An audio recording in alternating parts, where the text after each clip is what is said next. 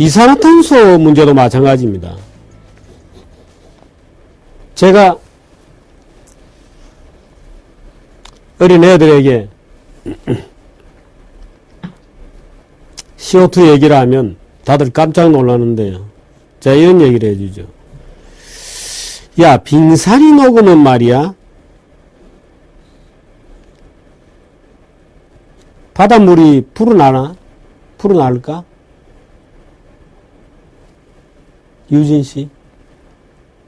유진 씨는 정답을 알지? 몰라요? 아는 바 없다고? 안 불어나지? 그니까 우리 유진 씨는 잘 알아요.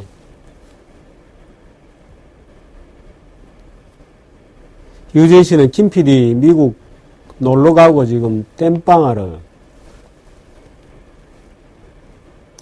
근데 하도 빙산이 무너지면 바닷물이 막 일렁일렁 하면서 마치 안방에 넘쳐올 것 같은 텔레비 영상을 많이 봐가지고 빙산이 녹은 거하고 바닷물하고는 아무 상관없다고, 높이는 그대로 일정하다고, 그 초등학교 얼음이 얼어서 부피가 늘어나는 이런 걸 기억을 떠올려줘도 안 믿는 거예요.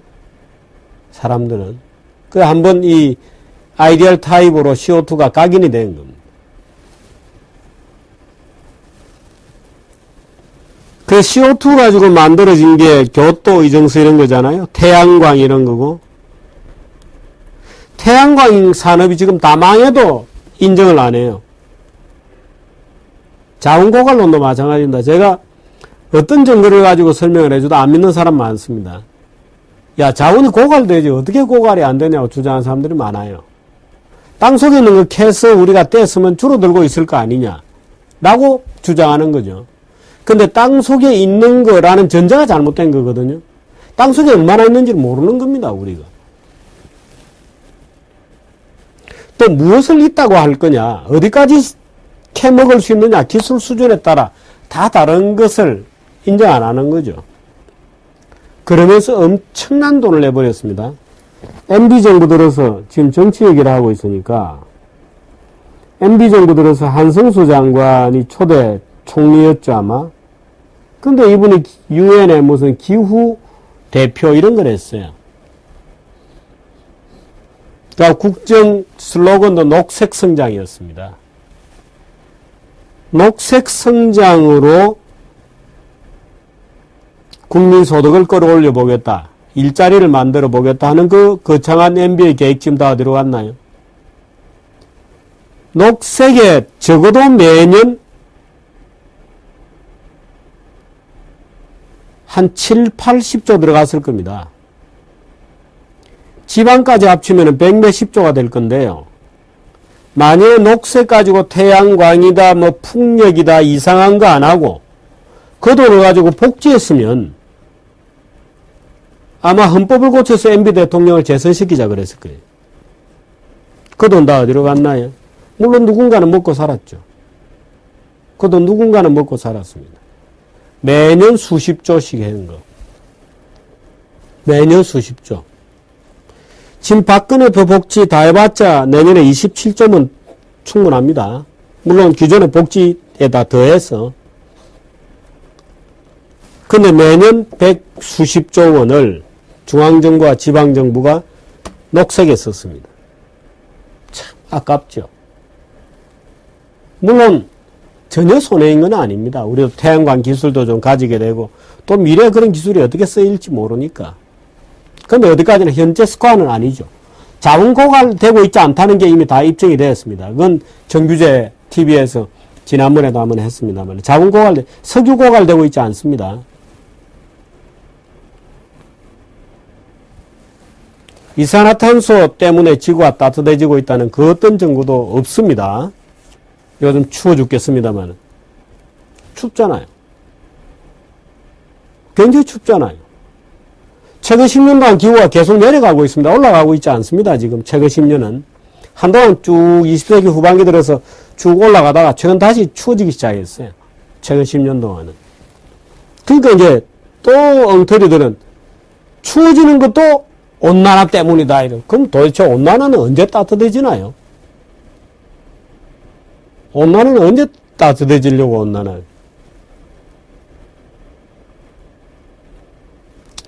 지구가 구조적으로 온난기에 있다는 주장도 있습니다. 이산화탄소 때문에 그런 게 아니고 이산화탄소의 서큘레이션에 대해서 아직 인간은 잘 모릅니다. 왜 어느 해인가는 이산화탄소가 공기 중에서 다 녹아서 없어져 줄어드는 때는 보니까 바다에 산호가 어마어마하게 늘어나 있고 산호가 어느 해가 잘 안 자란다. 그때는 보면 공기 중에 이산화탄소가 굉장히 늘어나고 그 메커니즘에 대해서 아직 인간은 알고 있지 못합니다. 말하자면 이산화탄소의 지구적 순환에 대해서. 물론 우리는 그런 지식들을 이제 더 구축해 가야 되겠지만 섣부른 지식으로 오케이 이산화탄소 때문에 지구가 뜨거워지고 있고 이것은 구조적인 거고 지구는 망할 수도 있다. 지구가 언젠가는 망하겠죠. 모든 별이 왜 주기가 있잖아요. 생성으로부터 소멸까지의. 그 지구가 언젠가는 망한다는 거하고 내일 모레 망한다는 거하고는 전혀 다르거든요. 근데 이제 내일 모레 망하는 것처럼 막 종도, 개체도 생성과 소멸이 있고요. 종도 생성과 소멸이 있다지 않습니까? 자연 속에서. 그 인간이라는 종도 언젠가는 멸종이 될 수도 있겠죠. 그 언젠가가 언제인지는 아무도 모르죠. 그 언젠가가 비록 내일이라 하더라도 오늘 나는 오늘의 정의를 추구하고 오늘 나 인간적 소명을 다하고 살아야 된다는 게 바로 칸트의 정신이거든요. 그게 칸트의 도덕 철학의 기초고 오늘날 자유주의의 기초인 겁니다. 호들갑 떨지 말고 정신 차리라 이런 것이죠. 근데 MB 정부가 녹색 깃발 들어가지고 기업들이 아마 정규제 TV 보시는 여러분들 중에 그쪽 분야에 종사하시는 분이 계실지도 모르겠고 또 어떤 분들은 이런 얘기는 많이 들었을 겁니다. 우리나라에서 CO2 배출권 그 배출권을 사고 파는 거래하는 시장을 원래 올해부터 1월 1일자부터 하기로 되어 있다가 기업들이 극렬하게 반대해서 몇 년 연기를 했죠. 그 몇 년 연기를 했습니다. 아마 2015년부터인가요? 뭐 시범 실시를 하고 무상 할당을 쭉 해주면서 관리를 하다가 나중에 일정 시점에 유상으로 돌린다. 하고 배출권 거래 시장에 반대하는 사람은 무슨 환경에 대한 애정이 없는 사람인 것처럼 배출권 거래제 시장, 거래 시장을 만들면 환경보호주의자가 되는 것처럼 정부에서 그렇게 압력을 놓고 환경부에서 그 난리를 피고 MB정부 녹색 성장한다고 그 난리를 폈는데 유럽에 배출권 시장이 있고 미국에도 배출권 거래 시장이 있었거든요. 그거 아직 망했습니다. 아예 거래가 안 돼요. 배출권이라는 자체의 값이 그야말로 미국 같은 경우에는 7달러까지 갔다가 지금 5센트로 떨어졌어요. 5센트까지. 그래 거의 빵입니다. 7달러에서 5센트 떨어졌으면 얼마나 떨어졌나요? 5달러에서 5센트가 떨어지면 100분의 1이잖아요. 그 7달러에서 5센트까지 떨어졌으니까 그건 150분의 1이죠. 150분의 1 토막이 난 겁니다. 제가 우리 인턴하고 있는 박정은 군에게 어제 신문을 좀 가지고 오라 그랬는데요. 이거 한번 보실까요? 이 표를 조금, 이 표가 너무 작았어요. 죄송합니다만은. 가능하시면 12월 31일자 이 사설을 보시는데, 이 배출권 거래 가격입니다. 2003년도부터. 2007년도부터 급전직하로 떨어져서 지금 거의 거래 자체가 안 됩니다. 완전 바닥이 끼어오고 있습니다. 이 자체가. 유럽 시장도 마찬가지입니다. 유럽 시장도. 배출권 거래 자체, 시장 자체가 이제 없어져 버린 겁니다. 이제는. 근데 우리나라는 바로 얼마 전에 배출권 시장 만드는 법을 통과해서 기업들이 반대하니까 기업들을 윽박질러가지고 만들었어요. 이게 이명박 정부의 이 녹색이라고 하는 잘못된 관념이 머릿속에 각인이 되면서 빚어지는 해프닝이에요. 어마어마한 돈이 들어갑니다. 어마어마한 돈이 들어갑니다. 아까워 죽겠습니다, 저는. 그 돈 다 어디로 갔어요? 미국에 보세요. 7달러에서부터 0.5센트까지 떨어졌어요. 150분의 1이 토막이 난 거예요. 그 한때의 신기루 같은 7달러짜리 배출권, 지금 똥값 됐잖아요. 종이값입니다. 종이값. 말하자면 잘못된 관념은 바로 잡으면 끝나는 게 아닙니다. 엄청난 피해를 남기고서야 끝나는 겁니다. 엄청난 피해를 남기고서. 소위 대중민주주의 체제가 안착된 87 체제 이후에 우리나라 강성노조, 민노총을 중심으로 한 강고한 정규직 노조가 생성이 됐죠. 그 강고한 정규직 노조가 우리나라 기업들을 어마어마하게 해외로 다 쫓아보낸 겁니다. 그 지금 일자리 없습니다. 양극화되어 있죠. 그 어떻게 계산을 하죠? 그 돈들을. 그 강성노조가 만들어낸 현대차도 보십시오. 삼성전자부터 보십시오. 우리나라 국내 대기업들 그 엄청난 강성노조 때문에 물론 여러 가지 다른 이유도 있지만 또 중간 규모의 중견기업들 중국으로 다 도망간 것이 91년도에 소위 이후 제조업이 괴멸되다시피 했다는 바로 그 상황. 뭐냐? 87 민주화 체제, 87년도 민주화 체제 이후에 노동조합의 권력이 어마어마하게 세졌죠. 특히 그것도 조립업체. 귀족노조들입니다. 10%의 조직률을 가지고 세계에서 최강의 전투력을 가지고 있는 노조가 대한민국 민노총이죠. 최저의 노동조합 조직률을 가지고 최강의 전투력을 가지고 있다. 왜? 전부 조립업체를 장악하고 있기 때문에. 그렇게 해서 그 같이 사슬에 있는 기업들을 웬만하면 다 중국으로 다 도망갔습니다. 지금 엄청나게 비정규직 문제를 만들어냈죠. 그 코스트가 얼마죠? 수백조, 수천조 될 겁니다. 저는 우리가 87년도에 대중민주주의로 가지 않고 잘 절제된 질서정연한 민주주의로 만일에 갔었더라면 지금 벌써 4만 달러 되어 있었다고 봅니다. 벌써 4만 달러 갔을 것이다. 우리가 91년도로 피코로 꺾어지지 않고 한 10년만 좀 더 뻗어갔더라면 4만 달러 갔을 거다. 그렇게 생각합니다. 그 잘못된 오도된 아이디얼 타입, 이념들 이 망쳐놓은 겁니다.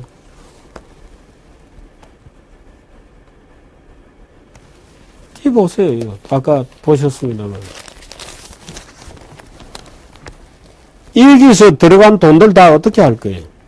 이거 물론 미국 시장입니다. 이따 휴지 조각 같지 않습니까? 미국이 벌써 2007년도 지나면 완전히 8년 되면 완전히 바닥으로 가버렸어. 근데 그거를 지금 한국에 사겠다고 그 난리를 폈죠. 유럽도 마찬가지입니다. 그래서 태양광이 망하고 다 망한 겁니다. 그래서 웅진이 날아가고 있는 거고요. 독일의 유명한 큐셀 등 태양광 업체 다 망했고 중국의 태양광 업체 95%가 지금 부도입니다. 말하자면 인간의 잘못 인도된, 오도된 관념이 어마어마한 자원의 낭비를 가지고 온 겁니다. 제가 처음에 얘기했듯이 노무현 시절에 그 우스꽝스러운 반미주의자들이 나쁜 미국이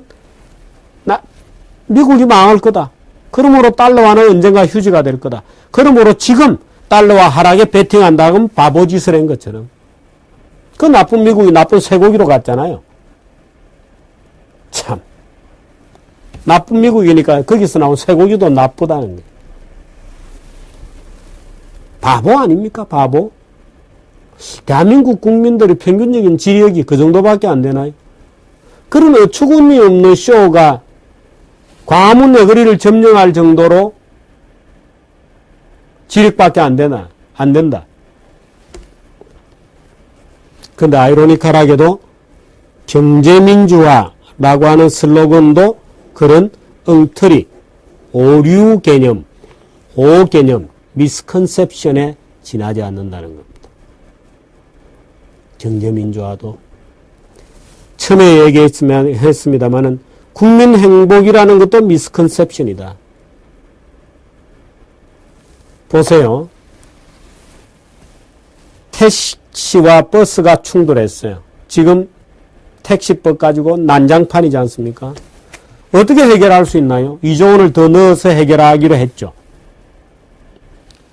아마 더 좋은 방법은 도로를 쫙 더 넓혀서 영업용 택시 전용 도로를 하나 더 만들면 되겠죠. 그렇죠. 그렇잖아요. 오케이. 버스 전용 차선 가지고 그렇게 말이 많으면 버스 전용 차선 옆에다가 영업용 택시 노선도 하나 더 만들면 됩니다. 그러려면 길을 넓혀야 되겠죠. 길을 넓히려면 그 길 옆에 사는 사람들 땅을 다 수용해야 되겠죠. 빌딩들 다 깨부수고 오케이 하자 말이야. 할 수 있습니다. 그렇게 하는 방법은 뭐냐? 그렇게 할 수 있어요. 그렇게 하는 방법은 뭐냐?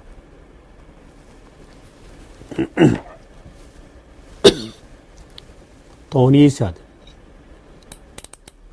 그 돈은 누가 주냐? 그 돈은 경제성장이 줍니다. 경제성장이 주는 겁니다.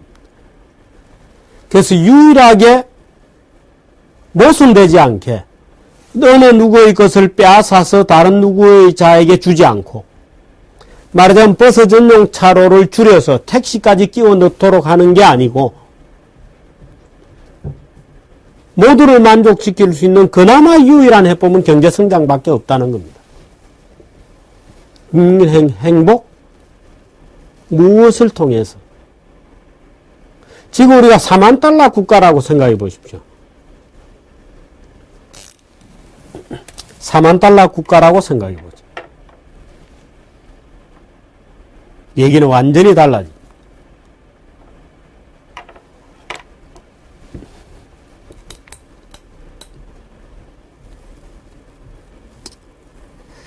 새해 아침에 참 이런 썩 즐겁지도 않는 얘기를 드려서 죄송합니다. 새해 아침에는 좀 덕담도 하고 뭐 모든 게 잘 될 거야 이렇게 얘기를 하는 것이 원래 새해 아침의 거지만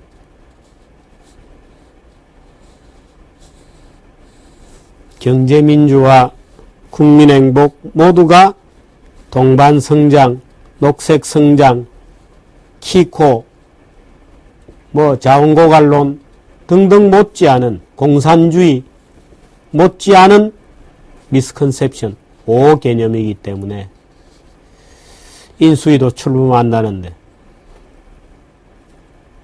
세계의 경일기가 될지도 모르지만 그래도 정규제 TV에서만큼은 진실을 얘기해 두는 것이 좋지 않겠는가 라는 뜻에서 오류는 필시 치명적 결과를 낳고 하는 제목으로 여러분들께 말씀드렸습니다.